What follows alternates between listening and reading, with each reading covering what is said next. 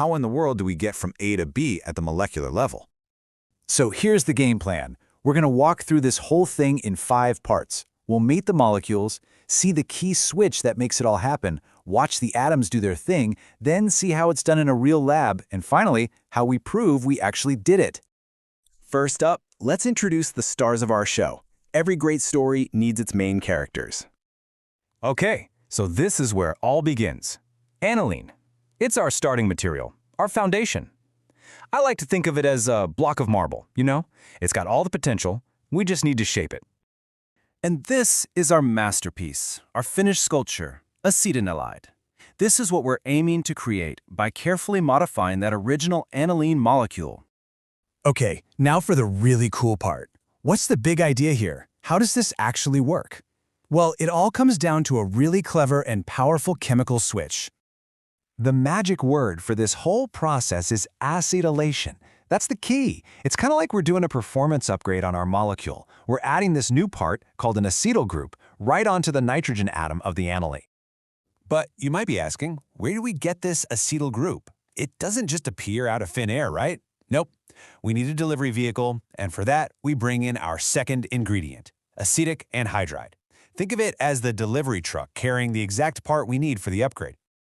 All right, let's zoom way in. Time to see what the atoms themselves are actually doing. It's like a carefully choreographed dance, and it happens in a few lightning-fast steps. So, the music starts with something called a nucleophilic attack. Sounds intense, right? But it's actually pretty simple. Think of it like magnets. An aniline's nitrogen atom is electron-rich. It's got some extra negative charge. Acetic anhydride has a carbon atom that's a little electron-poor, a bit positive. And you know what happens? Opposites attract. That magnetic pull is what kicks the whole thing off, bringing the two molecules together. So that initial connection, that attack, sets off this super-fast chain reaction. You can see it here. First, a tiny hydrogen atom, a proton, just kind of shuffles over to a new spot. Then boom, a piece of the old acetic anhydride molecule gets kicked off. After one last little tweak, everything settles down, and we're left with our super stable new molecule, acetanilide.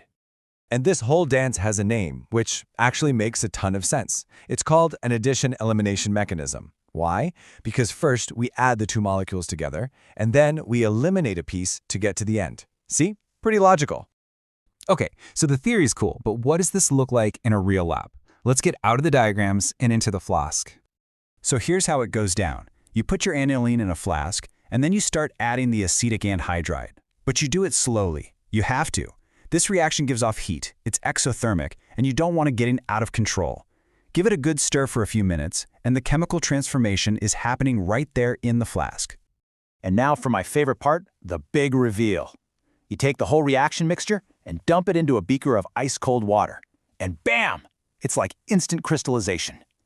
The sudden cold shock forces our new acetanilide, which isn't soluble in cold water, to crash out of the solution and form solid white crystals, right before your eyes.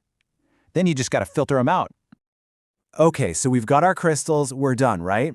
Not quite. There's one more step. We wash them with more cold water.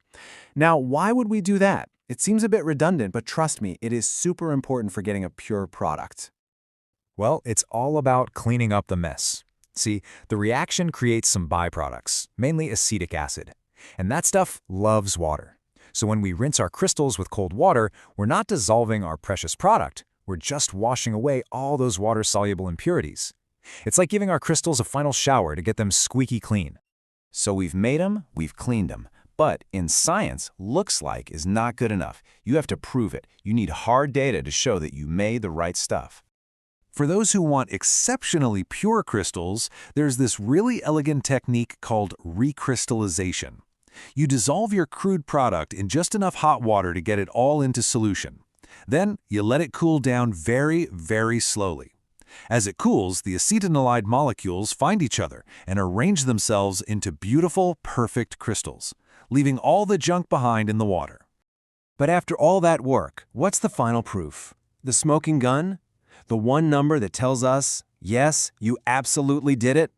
It's the melting point. It's that simple. Pure acetylanilide has a chemical signature. It melts right between 114 and 116 degrees Celsius. If your crystals melt cleanly within that tiny temperature window, you nailed it. That's your proof. It's like checking the ID of your molecule. And that really gets to the heart of what science is all about, doesn't it? It's not just about the eureka moment of making something new. It's about the discipline and the rigor of proving that what you made is exactly what you think it is. So, let me leave you with this. This whole process, this molecular dance of acetylation, it's not just some obscure thing you do in a chemistry lab. This exact same type of reaction is an absolute workhorse. It's used to make things you use every single day, stuff like common painkillers, dyes, even advanced polymers. The fundamental chemistry we just walked through, yeah, it's literally building the world around us.